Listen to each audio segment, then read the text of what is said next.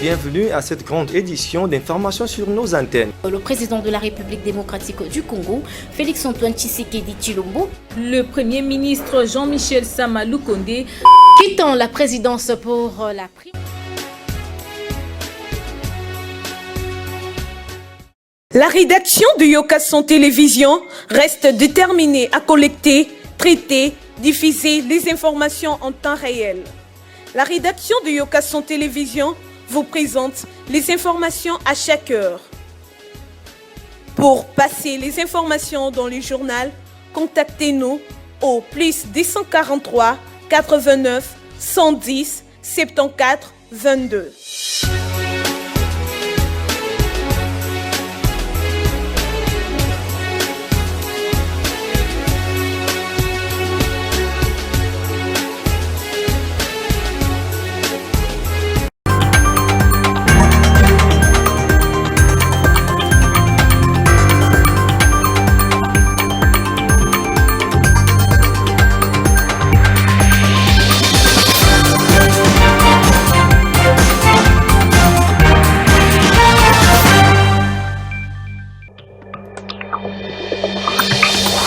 C'est l'heure de la grande édition du journal Monsieur, Mesdames, bienvenue chez vous à la une. La RDC et la Zambie déterminés à résoudre leurs différends frontaliers. C'est ce qui ressort d'un tête-à-tête entre les deux chefs de l'État. Notons que le chef de l'État zambien est en RDC pour sa mission officielle. Le détail dans cet élément que nous propose Onur Ilunga. Le nouveau président de la République de Zambie, Hakainde Hichilema, a effectué une visite officielle à Kinshasa, la capitale congolaise, le mardi 23 novembre 2021 pour participer à DRC, Africa Business Forum 2021, qui ira du 24 au 25 novembre courant, et également assister à la conférence sur la masculinité positive prévue pour ce 25 novembre de cette année. Accueilli au pied de l'avion par le Premier ministre Jean-Michel Sama Lukonde à l'aéroport international d'Ndjili, le président zambien s'est dit ravi de fouler les sols quinois pour sa première visite en RDC. Wow. First, I'm delighted to be here. C'est ma première visite en RDC. Je suis très heureux par l'accueil merveilleux que je viens de recevoir du Premier ministre. Et pour moi, c'est une grande joie d'être en RDC. J'ai toujours pensé à ça depuis très longtemps. Et je pense que cela s'accomplit aujourd'hui. Et je salue tout le peuple congolais. En plus, je suis également heureux parce que demain, nous aurons des discussions importantes en ce qui concerne nos mines et comment on peut le capitaliser. Cela va nous aider, et la Zambie et la RDC, qui en fait forment un seul peuple, de créer des emplois et ainsi booster l'économie de nos deux pays. Une fois de plus, je suis très heureux d'être en RDC et participer au forum qui va commencer demain. Juste après son arrivée, le président Hakainde Hichilema a eu un tête-à-tête avec son homologue congolais et président en exercice de l'Union africaine, Félix-Antoine Tshisekedi Tshilombo, au Palais de la Nation. En effet, le moment était tout indiqué pour les deux chefs d'État de faire un tour d'horizon complet au cours de leurs échanges des questions d'intérêt commun. S'exprimant à la presse à l'issue du tête-à-tête, le chef de l'État Félix-Antoine Tshisekedi Tshilombo a laissé entendre que le raffermissement des relations bilatérales entre les deux pays ainsi que le règlement du contentieux frontalier au niveau de la province du Tanganyika était au menu des discussions, et d'ajouter qu'il sera lancé incessamment sur le lieu à une date à convenir les travaux de la commission mixte réunissant les experts de deux pays afin de booster la quête d'une solution durable à ces différents frontaliers. Il s'est agi donc de parler du raffermissement de nos relations, des relations entre nos deux pays, du règlement assez rapide de la question, comme vous le savez, de du contentieux frontalier qu'il y a eu entre nos deux pays au niveau de la province de Tanganyika pour ce qui est de la République démocratique du Congo. Conflit qui du reste avait connu un début de solution mais qui n'est toujours pas parachevé. Et là nous avons vraiment exprimé l'un et l'autre le besoin de le parachever. Et si tout va bien, à une date à convenir tous les deux, nous irons symboliquement sur les lieux pour lancer les travaux de la commission mixte qui sera composée de nos experts locaux qui, eux, sont les détenteurs des coutumes, des traditions, de l'histoire de nos deux peuples qui vivent côte à côte et qui pourraient faciliter justement le travail aux experts nationaux qui seront là. Prenant la parole à son tour, le président Hakainde Hichilema a martelé sur l'engagement pris par le deux partis de résoudre les différents frontaliers que son régime a hérités. Now he, my brother president, has come in Congo DR as president, have come in from Zambia. La Zambie, avec le président, ils sont déterminés pour résoudre ce problème qu'on a. Un problème frontalier comme celui-là ne doit pas être entravé, en fait, les échanges commerciaux, les échanges politiques que nous avons entre nos deux pays. Nous sommes tous déterminés, notre président ainsi que le président zambien, à travailler ensemble pour résoudre ce problème. Et c'est un problème qu'on a hérité, un problème qui date de très longtemps, de l'époque coloniale. Il a parlé de 1894 et 1984, mais qui perdure jusqu'à aujourd'hui. Et donc il est engagé à le résoudre auprès de notre président de la République pour que nous puissions nous concentrer sur les investissements, sur les échanges commerciaux, afin d'améliorer la vie des Zambiens et des Congolais. Il s'y est dénoté que cette rencontre a eu lieu à la veille de la tenue à Kinshasa du forum business au cours duquel les deux pays vont, par les baies de leurs experts, réfléchir sur les stratégies mutuellement avantageuses à mettre en place pour une gestion et une exploitation efficiente des matières précieuses. Le président américain Joe Biden a invité plus de 110 pays, dont la RDC, au sommet virtuel pour la démocratie qui aura lieu aux États-Unis du 9 au 10 décembre 2021. Rachel Chab. Le président des États-Unis d'Amérique, Joe Biden, invite 110 pays et territoires à son sommet virtuel pour la démocratie en décembre. Dans les principaux alliés occidentaux des États-Unis, mais aussi Taïwan, dans un message clair à la Chine, dont l'ombre devrait planer sur ces rendez-vous malgré son absence. Le président américain ne l'a pas caché depuis son arrivée à la Maison-Blanche en janvier. Les combats entre les démocraties et les autocraties, incarnés à ses yeux par la Chine et la Russie, est au cœur de sa politique étrangère. Les sommets pour la démocratie, promesses des campagnes dont la première version aura lieu en ligne le 9 et 10 décembre 2021 avant une rencontre en personne un an plus tard, est l'une des pièces maîtresses de cette priorité. La liste des invités a été publiée mardi sur le site du département d'État américain et vraisemblablement pesée au trébuchet, elle sera scrutée de près. Plusieurs pays sont sélectionnés, dont du côté africain, la République démocratique du Congo, le Kenya, Afrique du Sud, le Nigeria et le Niger font partie de pays invités. Rappelons que les États-Unis ont rejoint pour la première fois la liste des démocraties en recul, du fait principalement d'une dégradation sous l'ère Trump. Selon un rapport de référence publié par l'Organisation intergouvernementale internationale. Une forte délégation d'animateurs de principales institutions du pays, composée bien sûr du président de l'Assemblée basse du Parlement, Christophe Mbosso, celui du Sénat et du chef du gouvernement, Jean-Michel Samalou Kondé, ainsi que du conseiller spécial du chef de l'État en matière de sécurité, François Beya, ont rencontré ce mardi 23 novembre 2021 Fridolin Ambongo, l'archevêque métropolitain de la ville de Kinshasa. Images et commentaires avec Fatou Chamala. Une forte délégation d'animateurs de principales institutions du pays, composée du président de l'Assemblée nationale, Christophe Mbosso Kodia, du président du Sénat, Modeste Bahati, du premier ministre Jean-Michel Samalou Kondé, du conseiller spécial du chef de l'État en matière de sécurité, François Beya, sont allés hier mardi dans la soirée à la rencontre du cardinal Fridolin Ambongo, archevêque métropolitain de la ville de Kinshasa, non seulement pour des échanges fructueux, mais aussi pour couper court aux folles rumeurs essentiellement véhiculées dans les réseaux sociaux, faisant état d'un conflit entre l'État et l'Église catholique. Au bout de plus de 2 heures d'entretien tenu dans une ambiance plutôt détendue dans la résidence du cardinal Alimété, tous les visages étaient rayonnants et souriants devant la presse. Le président de l'Assemblée nationale, Christophe Mbosso, a rappelé le caractère régulier et familier de ces genres de visites auprès de celui que tout le monde considère d'abord comme un père spirituel. Je dois vous dire qu'on est familier ici. c'est notre père spirituel, c'est notre cardinal. Nous avons l'habitude de venir ici. Mais aujourd'hui, nous sommes venus par rapport aux rumeurs que vous entendez dans les réseaux sociaux, ce qui se dit. Et nous sommes venus échanger avec son éminence. Tout a été clarifié. Tout a été clarifié. Il y a des gens qui veulent profiter du nom de l'Église pour faire n'importe quoi au nom de l'Église. Le cardinal est là. Le cardinal est là.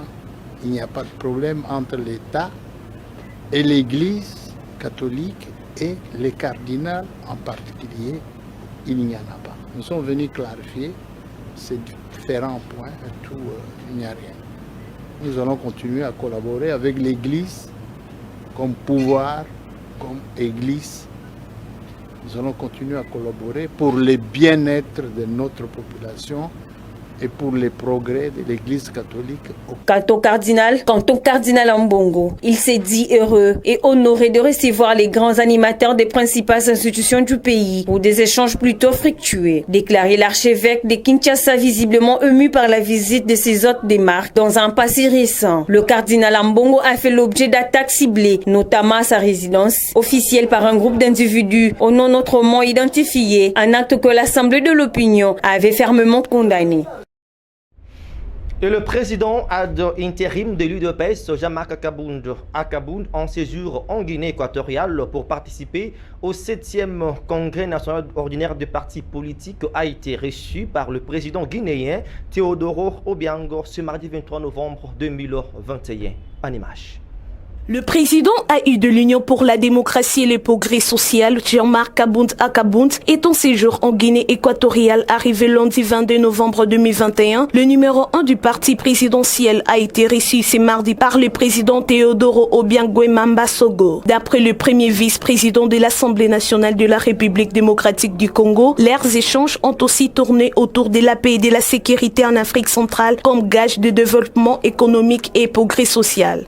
Quand nous avons reçu l'invitation de participer au congrès du Parti démocrate de la Guinée équatoriale, nous avons été très honorés. Donc nous estimons qu'un congrès, c'est un moment de joie pour un parti politique, un moment où les cadres et les militants se regardent en face pour discuter et définir les nouvelles lignes pour l'avenir de leur parti. Et nous, en tant que parti ami, nous ne pouvons que venir appuyer, célébrer cette grande fête avec le PDGE, qui est un parti ami au nôtre. Je crois qu'il totalise 50 ans d'existence. Le nôtre a 40 ans, donc je parle de l'UDPS. Nous sommes des partis amis.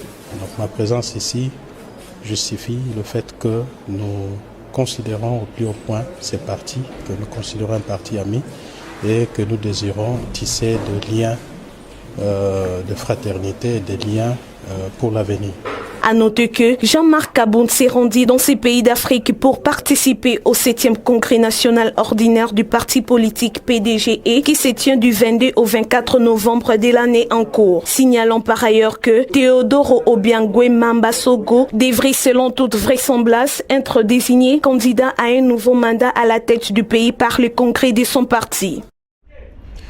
Les caucus des députés du Kasaï oriental ont soumis au chef du gouvernement Jean-Michel Sama Lukonde les problèmes majeurs de la province ce mardi 23 novembre 2021 à la primature. Images et commentaires. Le Premier ministre Jean-Michel Sama Lukonde a reçu en audience ce mardi 23 novembre 2021 à la primature le caucus des députés nationaux de la province du Kasaï occidental. Le président de ces caucus, le député national Freddy Chibangu, qui s'est confié à la presse, a exprimé la satisfaction de toute la délégation pour la disponibilité du Premier ministre Sama Lukonde.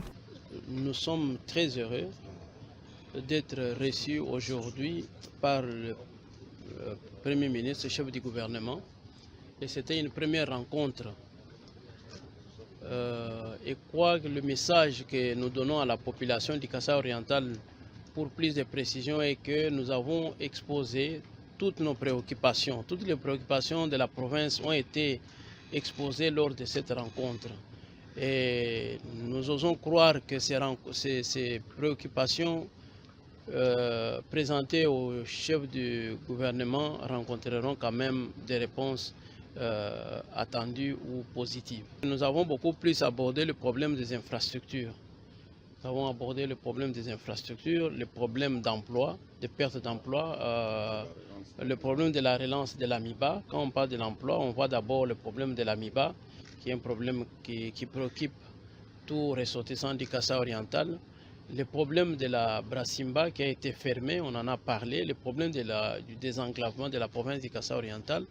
Et le problème de l'énergie, on en a aussi évoqué. Il a fait sa promesse de passer vraiment en revue de tous ces problèmes qui sont majeurs pour le développement de cette province tant oubliée. Le chef du gouvernement a promis de tout mettre en œuvre pour que ces problèmes trouvent des solutions idoines au profit du développement de la province du Kasaï occidental. L'honorable Nadine Mangabou, qui était aussi de la partie, a salué l'essence des coups du Premier ministre.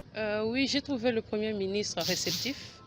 Il nous a rassuré que dans les jours à venir, il y a tant de projets qu'on a pu exposer, notre desiderata. Il a dit qu'il était déjà en pourparlers pour d'autres secteurs. Et pour les secteurs pour lesquels ils n'ont pas encore soulevé, il a dit qu'il va y apporter son attention particulière étant chef du gouvernement pour apporter la satisfaction à cette population. Le directeur général de la Régie des eaux a été auditionné par la commission infrastructure, aménagement du territoire et ressources hydrauliques, le député national à l'Assemblée nationale. Suivez les commentaires d'Hortense Yamba. Le manque d'eau potable et la mégestion dans le secteur de la Régie des eaux, telles les préoccupations soumises au directeur général de cette entreprise, en séjour auditionné par les députés nationaux de la Commission de l'infrastructure, aménagement du territoire et ressources hydrauliques de l'Assemblée nationale. L'honorable Ogi Kalanji explique ici les préoccupations de la population. Et d'avoir encore le DG de la Régie des eaux. La Régie des eaux reste tout de même une entreprise au cœur de la vie des Congolais. Donc je pense, au-delà de questions que le DG a, on ne devrait pas se lier ici à une question, à un jeu de questions-réponses, où il vient, on lui pose une question, il nous répond et puis il s'en va pendant qu'il y a des vues qui s'émeuvent. Moi je pense que c'est un problème. J'ai personnellement apprécié les questions que vous avez posées, mais je tenais à noter aussi, vous l'avez mentionné vous-même, que le dossier sera renvoyé à la sous-commission, parce que nous étions effectivement sur un travail en sous-commission.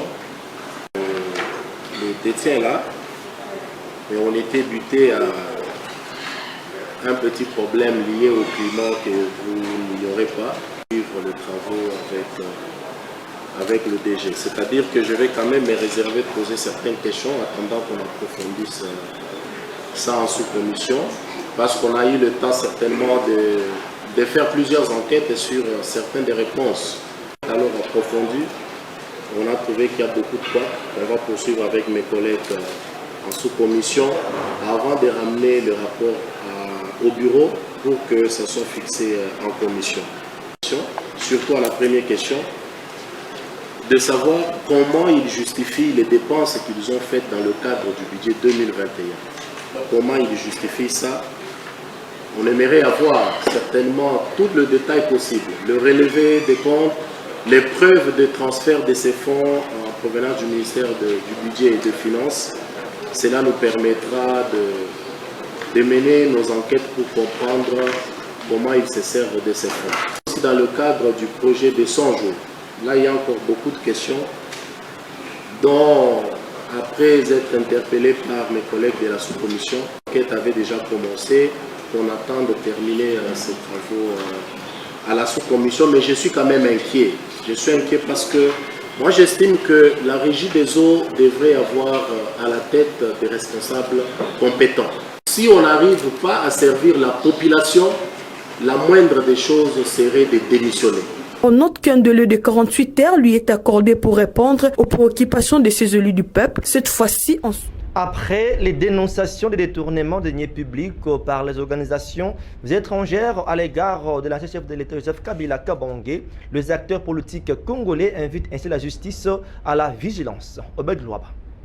C'est depuis quelques jours passés que les informations ont circulé dans tous les médias du monde tout en dénonçant les détournements des deniers publics de l'État congolais par les cas de l'ancien président Joseph Kabila Kabange, plus de 3,5 millions de documents et des millions de transactions ici de la banque BGFI Bank qui ont été volés d'après les enquêtes menées par Mediapart et l'ONG Plateforme de protection des lanceurs d'alerte d'Afrique. Notons que cette nouvelle étonnante n'a pas échappé les acteurs politiques congolais. Il faudrait que le gouvernement de la République puisse mettre en place une commission d'enquête en vue de procéder à la vérification de toutes les allégations qui ont été émises. Ce n'est pas normal que des citoyens soient cités comme ça et même faire des enquêtes, non seulement auprès de BGFI Bank, mais aussi auprès de la Banque centrale, puisqu'on ne peut pas comprendre cette complicité de la Banque centrale qui laisse une banque commerciale et violer la législation bancaire.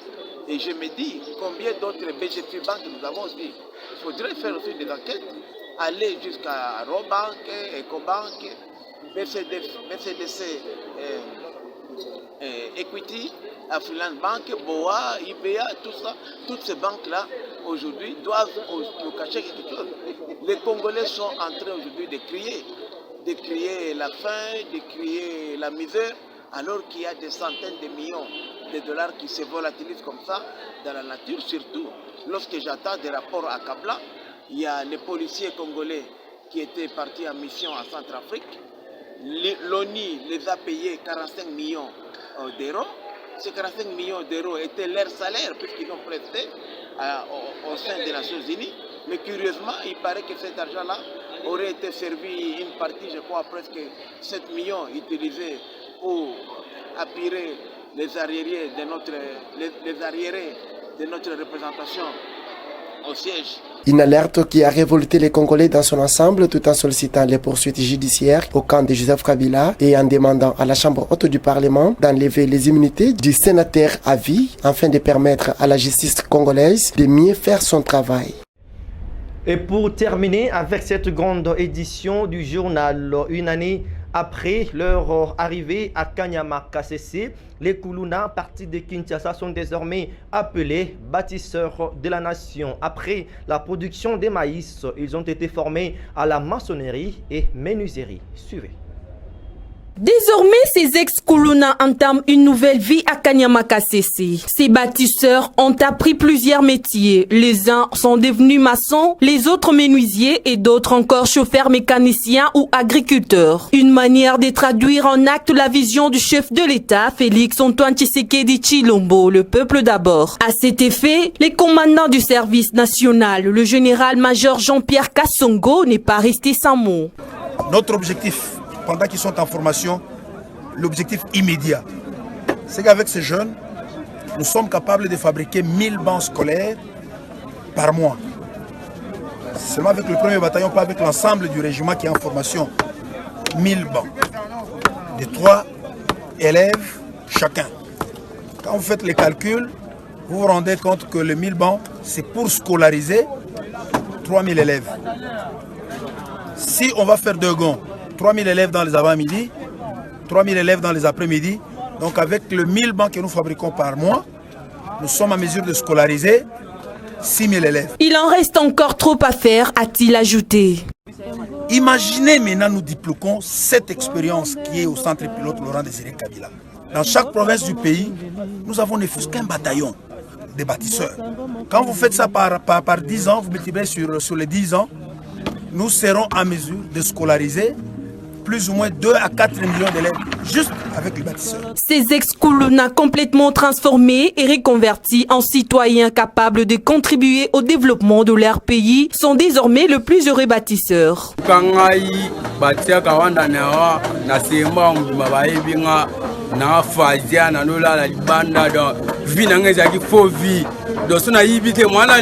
Mais le quoi appelle service national et dinga pona longo la makanisi no sama pe wana zaki na ngoya oyibaka ya roboto la ba tu ba bilo kwa ntuwa biona aya ngote taka na sal inane mubimba na tikolo yibele wa mutute na tikolo ko tata na ndako wa mutute lelo biso to bulatu okufa. Au service national, la vision du chef de l'État, Félix Antoine Tshisekedi Tshilombo, le peuple d'abord, est en fonction. Ainsi s'achève cette grande édition du journal. Merci à vous de nous avoir suivis. Restez-nous fidèles car l'actualité reste en continu. D'ici là, portez-vous bien. Au revoir.